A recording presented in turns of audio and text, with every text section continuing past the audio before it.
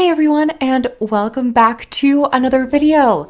For this one, it's going to be much less edited and much more just talking about my opinion on the 3 brand new weapons that came in recently.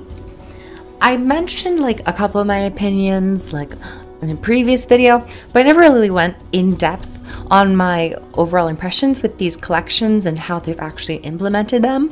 So I'm just going to start from scratch basically. So if you're a level 80 character and you go to Alliance Arch, you're going to get a mail basically saying, well, there's some certain technology, you can craft something to begin this journey on your character's journey to collect these weapons. So what you do is you get 3 vials of blood, 6 sapphire orbs, 15 globs of ectoplasm, and 2 lesser vision crystals. You throw them in the Mystic Forge, you craft it, and you're done. And you consume it, and it begins. And I'm not going to go into like super detailed, super lore heavy remarks or theory crafting, but I'm just gonna go over like the general premise. So in the background right now you see the very first weapon I went for, which was the torch, which was the first place winner, so I thought it was just only right to do it first. But I love the torch. I like the design of it. I think the size, a lot of people might not like the size. Personally, I do agree that the chains look somewhat thick at certain angles, but that's just more smaller details. But I really enjoyed the torch a lot, and I think they paid great homage to the artwork, and they pretty much nailed it on the head. But the interesting thing with these weapons and its collections is that each weapon has a specific map where you do all of it. So for this specific weapon, the torch, you do it, I believe, everything in Dreadhaunt Cliffs. I believe this was the area. I'm not super good with snowy normed themed areas because they all kind of just blend together. But here you talk to this ghost, and basically his storyline is that he's a human, but he really enjoys the Norn. I was about to say Char, but he really enjoys the Norn culture and what they stand for, and he wanted to prove his worth to the Norn to kind of be accepted.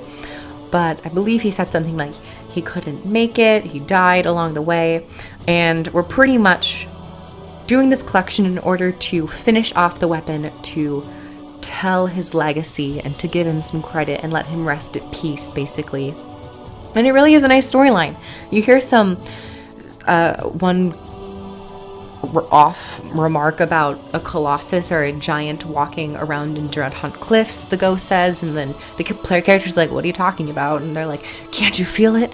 The magic is everywhere. And you're like, okay, that's weird. But it was really cool because we don't really get too much story in Norn areas. So it's nice, in particular with Dreadhaunt Cliffs, that we're going back to these areas as well. So here in the background, you're just seeing me getting the final collections. But this collection in particular I really liked because you were going like into mines. You had to do a couple jumping puzzles if you don't have a mesmer to port you up, of course, and it really just engages you more. I will say I tried to do this without Dolphy's guide. I did end up looking at a couple of them, which is a little sad, but I looked at a couple of them. And even if you're not looking at it, you can pretty much tell where you're supposed to go because there's just really everyone here. And so see, you'll hear, or if you look right here, this is the final portion where you have to either craft or buy a certain weapon piece, and then you go back to the person who is in the middle of all this collection and you get your weapon. So this was the first one I got. It was the torch. I was really pleased. They are exotic quality and you can select stats, and it's a wide variety of stats. Actually, I was kind of blown away. It's all the base stats and definitely Path of Fire stats. I don't think it's Heart of Thorn stats, and I don't think Plague Doctors is in the stats selection because I think I tried to select Plague Doctors, but it wasn't there. That could just be completely wrong. My memory gets muddled at times. This is the second weapon I was going for, which I believe this one is the greatsword. Yes. It's the Eclipse greatsword, the one that has like different phases of the moon. And for this one, you're in the Fields of Ruin. And quite recently, Wooden Potatoes has restarted his, or kicked back up his Let's Play series. And his char, I believe his char's name is Ajax, and he's in the Fields of Ruin. And so this whole entire time I was just getting Wooden Potatoes vibes, and I was like, this is perfect. So I started watching some Wooden Potatoes in the background. If you guys aren't watching that series, I highly suggest you do. It's up to like set part 70-ish soon, which is bewildering. But for this one, my doggo is clawing at my door. Excuse you. But for this one, you are following a girl, a woman, and she's talking about how she was fighting against the Char. Oh my lord. My dog. Please excuse the interruption. But this woman is basically telling her story of how she was fighting against the Char, and when we go to talk to her, we're like, oh, the peace treaty was signed. You know, everything's good now. She was like getting ready to go off into battle, and she wasn't able to finish off her blade. So basically, to help her out, we finish the blade for her.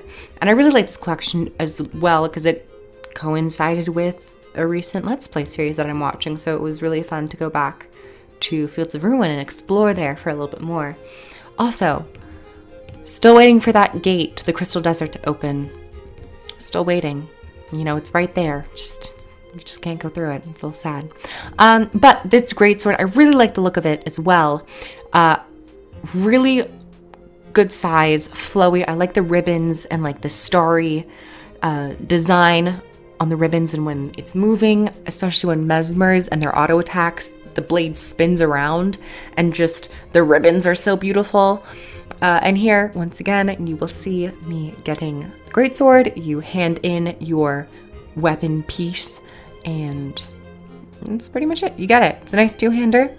And this one might have been my most the one I took most interest in, because it was pretty recent in terms of Festival of the Four Winds is still going on, and just a recent story with Aurene, and just, you know, the emphasis on elder dragons and magic in general. So for this one, we are taken to Dry Top, which, oof, I haven't been back to Dry Top in I don't know how long.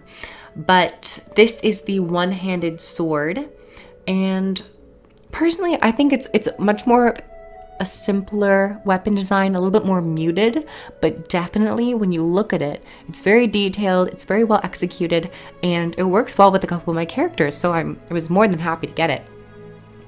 But for this, we are following a Zephyrite, and at first she doesn't know what she is. It seems like her spirit was fragmented into different locations around Dry Top, so you have to go and find her spirit and basically recollect her memories. And slowly but surely you discover that she was someone who was training to be the Scion's champion. And we're like, Aurene? And she's like, who's Aurene? And we're like, oh, you don't know. But it was interesting seeing how she would come to terms with her death, and how she was so much more focused on becoming that champion of the dragon, rather than focusing on her life and the life of her fellow Zephyrites. And it was just overall really interesting. These minor characters, they are minor, but they do really well in the overall story and recent themes and narratives. Another notch on ArenaNet's storytelling abilities. Even these more minor things can pump out some really interesting story. They might not be revolutionary or groundbreaking, but nonetheless, they're very entertaining, and that's what video games are made for, entertainment. So this one I really enjoyed. You go to a bunch of high up places. Sometimes you can get a little iffy with the Mordrum, so be careful of those. I haven't had to fight a Mordrum wolf in a while, and they flank, and they're not fun. The husks will immobilize you, so, you know, getting used to those jungle vibes once again. And overall, I had a lot of fun with this one. This one I think took me the longest, mostly because you're just going across the vast distances, And also dry top doesn't have like 10 waypoints. It has like 2 or 3, I think. So you are forced to mount up or walk and go for it. My question is, no, there probably is. You probably can. Yeah, I don't think any of these are mount exclusive. Like, you have to have a mount to do it. Mounts just make everything easier. So my brain immediately went to, you can't do this without a mount. I'm like, no, you can. So don't fear. If you just have Heart of Thorns, I'm pretty sure you can still complete these collections. But I have had so much fun with this, and I think a lot of the Guild Wars 2 community has. And this is just like made me want them to put in more skins, weapon skins, armor skins into the game with a little bit of story. And I think the community has also gathered around it as well. So thank you everyone so much for watching. Hope you enjoyed. My doggo is sneezing and coughing up. Like the video if you liked it, subscribe for more content, and I'll see you guys in the next video. Bye everyone. Mwah. Down below, I have links to all things Guild Wars 2 for free-to-play players and expansion players alike. So if you or a loved one are interested in playing Guild Wars 2, check the links down below and begin your adventure in Tyria today. See you in game!